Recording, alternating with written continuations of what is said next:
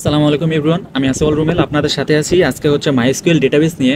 আজকে হচ্ছে আমাদের প্রথম পর্ব। তো আজকে আমাদের এই প্রথম পর্বে আমরা মেইনলি হচ্ছে মাইএসকিউএল ডেটাবেজে আপনি কিভাবে ইউজারের দেওয়া বিভিন্ন ইনফরমেশনগুলো স্টোর করে রাখবেন সেটা আমরা দেখব। তো যেহেতু আমাদের আজকে ইনিশিয়াল স্টেপ, তো আজকে আমরা দেখব কিভাবে আসলে মাইএসকিউএলে হচ্ছে আমাদের একটা ডেটাবেস ক্রিয়েট করতে হয় এবং সেখানে কিভাবে টেবিল ক্রিয়েট করতে হয় এবং টেবিলে কিভাবে আমরা ইনফরমেশনগুলো রাখতে পারি। তো চলুন শুরু করা যাক। তো যেটা হচ্ছে মাইএসকিউএল ডেটাবেজে যদি আমরা কোনো কিছু রাখতে চাই সেটার জন্য আমাদের একটা লোকাল সার্ভারের প্রয়োজন হবে, সেটা হচ্ছে আমাদের জ্যাম্প। তো এই জ্যাম্প লোকাল সার্ভারটা আসলে যাদের ইনস্টল করা নাই তারা একটু কষ্ট করে ইনস্টল করে নেবেন গুগল থেকে। তো আমরা ফার্স্টে হচ্ছে আমাদের লোকাল সার্ভার জ্যাম্পে চলে যাই। জ্যাম্পে হচ্ছে আমাদের পাসওয়ার্ড দিয়ে ঢুকতে হবে। তো জ্যাম্পে প্রবেশ করার পর আমাদের মাইএসকিউএল ডেটাবেস এবং অ্যাপাচি সার্ভার যেটা আছে এই দুইটাকে হচ্ছে আমাদের অন করে নিতে হবে। তো এখান থেকে হচ্ছে আমরা ম্যানেজ সার্ভারে চলে যাব। তো এখানে মাইএসকিউএল ডেটাবেস যেটা আছে এটাকে আমরা স্টার্ট করে দিব। দেন অ্যাপাচি ওয়েব সার্ভার যেটা আছে এটাকেও আমরা স্টার্ট করে দিব। তো এটা একটু টাইম নেবে স্টার্ট হতে, মানে 10-20 সেকেন্ড টাইম নেবে আর কি, তারপরে স্টার্ট হয়ে যাবে। এবং এই সার্ভারটা যদি স্টার্ট না হয় তাহলে কিন্তু আমরা হচ্ছে আমাদের যে ডেটাবেস ক্রিয়েট করার জন্য যে পিএইচপি অ্যাডমিন আছে সেখানে কিন্তু আমরা হচ্ছে প্রবেশ করতে পারবো না। তো এখানে আমাদের এটা চালু হয়ে গেছে।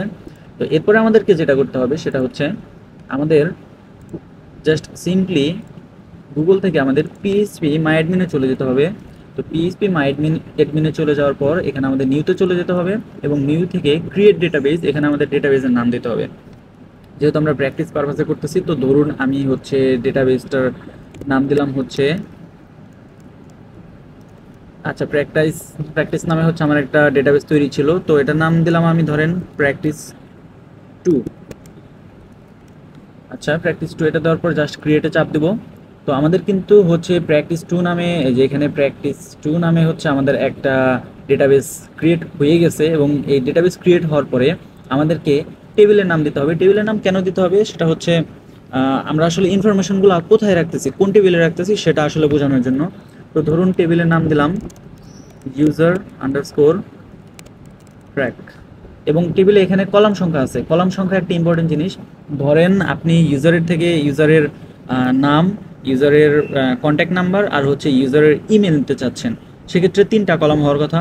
কিন্তু অলওয়েজ মনে রাখবেন যে যদি আপনার কলাম 3টা হয় তাহলে আপনি এখানে 4 দিবেন, মানে সবসময় এক বেশি দিবেন, কারণ একটা ডিফল্ট কলাম থাকে সেটা হচ্ছে আমাদের আইডি।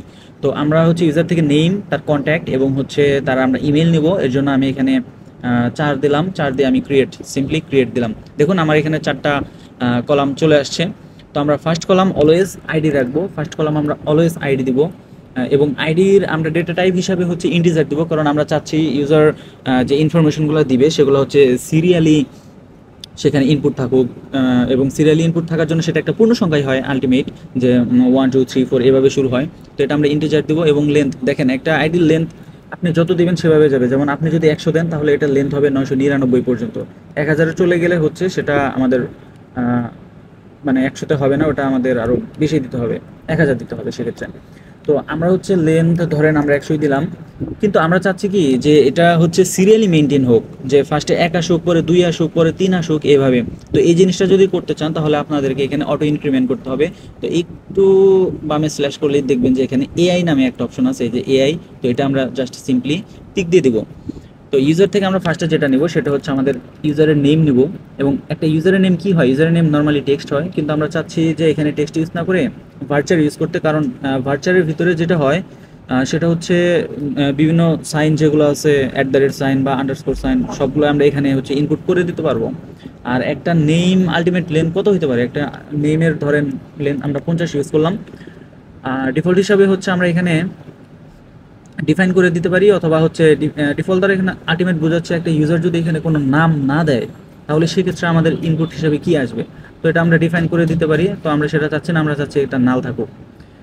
সেমভাবে যদি আমরা হচ্ছে তার মোবাইল নাম্বারটা নিতে চাই, এবং মোবাইল নাম্বারটাও আমরা ভার্চার হিসাবে দিতে যাচ্ছি, কারণ বাংলাদেশ মোবাইল নাম্বার অনুযায়ী কিন্তু অনেক ক্ষেত্রে দেখা যায় +880 শুরু হয়। তো প্লাস সাইন আছে যেহেতু, সেক্ষেত্রে আমরা এখানে ইন্টিজার নিলাম না, ভার্চার হিসাবেই এখানে কাউন্ট করলাম। ধরেন কন্ট্যাক্ট নাম্বারের লেন্থ আছে আমাদের 15, আর ডিফল্ট হিসেবে আমরা এখানে মানে নাল ইউজ করবো। নাল ইউজ করাটাই বেটার সব ক্ষেত্রে। দেন আমাদের যেটা আছে সেটা হচ্ছে আমাদের ইমেল। আমরা ইউজার থেকে যদি ইমেল নিতে চাই এটা আমরা ভার্চার ইউজ করতেছি, কারণ এখানে বা বিভিন্ন ডট সাইন এগুলো আসবে। এবং একটা ইমেলের লেন্থ কত হতে পারে হাইয়েস্ট, ধরেন 100, এবং এটাও আমরা নালিশ হিসেবে দিয়ে দিচ্ছি।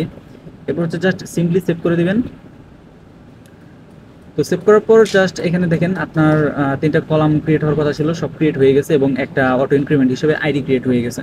এবার আপনি চাচ্ছেন যে এখানে হচ্ছে কিছু ইনফরমেশন দিতে চাচ্ছেন এখানে, তো জাস্ট সিম্পলি যদি ডেটাবেস থেকে কিছু ইনফরমেশন এখানে পুশ করতে চান সেক্ষেত্রে আপনাকে জাস্ট সিম্পলি এখানে ইনসার্টে চলে যেতে হবে। তো ইনসার্টে ক্লিক করার পর দেখেন আমার নেমের জায়গায় আইডি আমরা কিছু দিব না, আইডি জাস্ট এটা অটোমেটিক নিয়ে নেবে।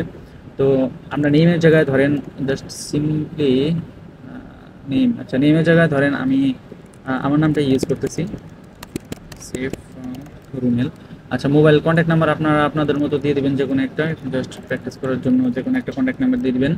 এবং ইমেল হিসেবে ধরেন আমি একটা র্যান্ডম ইমেল দিলাম যে @gmail.com।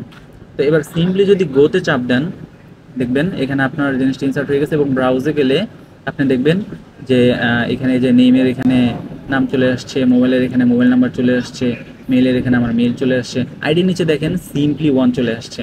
এটা অটো ইনক্রিমেন্ট হবে 1। এরপর যদি আপনি আরেকটা নেন সেটা 2 হবে, আরেকটা নিলে 3 হবে। এটা আপনি এনি টাইম কপি করতে পারবেন, ডিলিট করতে পারবেন, এডিট করতে পারবেন, কোনো সমস্যা নাই। তো এটা হচ্ছে আমাদের সিম্পলি ডেটাবেস থেকে কিভাবে আপনি ইনফরমেশনগুলো পুশ করবেন। তো এখন যদি আপনি চান যে ইমেইলের পরে বা মোবাইলের পরে আরও একটা কলাম অ্যাড করতে, সেক্ষেত্রে হচ্ছে জাস্ট আপনি এখানে সিম্পলি মানে এখানে আপনি কয়টা অ্যাড করতে চাচ্ছেন এবং কার পরে অ্যাড করতে চাচ্ছেন সেটা দেওয়াই আছে। যে আফটার নেম হলে নেমের পরে যাবে, আফটার মোবাইল হলে মোবাইলের পরে যাবে। তো এখান থেকে আপনি যে কোনো সময় হচ্ছে যে কোনো কলাম ক্রিয়েট করে নিতে পারবেন, দেন সিম্পলি গোতে গেলে আপনার হচ্ছে আরেকটা কলাম এখানে অ্যাড হয়ে যাবে। এটা হচ্ছে জাস্ট ইনিশিয়াল স্টেপ, কিন্তু আলটিমেট অ্যাপসের ক্ষেত্রে যেটা দেখা যায় সেটা হচ্ছে যখন আপনি একটা অ্যাপস তৈরি করবেন তখন ধরেন লগ ইন বা সাইন আপের ক্ষেত্রে ইউজার যে ইনফরমেশনগুলো দিচ্ছে এগুলো যদি স্টোর করতে চান, তো অ্যাপ তো হচ্ছে আপনার এই লোকাল হোস্ট যেগুলো আছে এগুলো তো আর মানে ধরতে পারবে না। তো এগুলো ধরার জন্য আমাদের একটা মাধ্যম প্রয়োজন হয়। ওই মাধ্যম হিসাবে এখানে আমাদেরকে পিএইচপি ইউজ করতে হবে। তো পিএইচপি দিয়ে যেটা করতে হবে ওটা আর আজকে না, ওটা কালকে দেখি, কালকে বলতে মানে নেক্সট ভিডিওতে দেখি। তো পিএইচপি আমরা মাধ্যম হিসেবে ব্যবহার করব জাস্ট হচ্ছে ডেটাবেজে ইনফরমেশনগুলো স্টোর করার জন্য।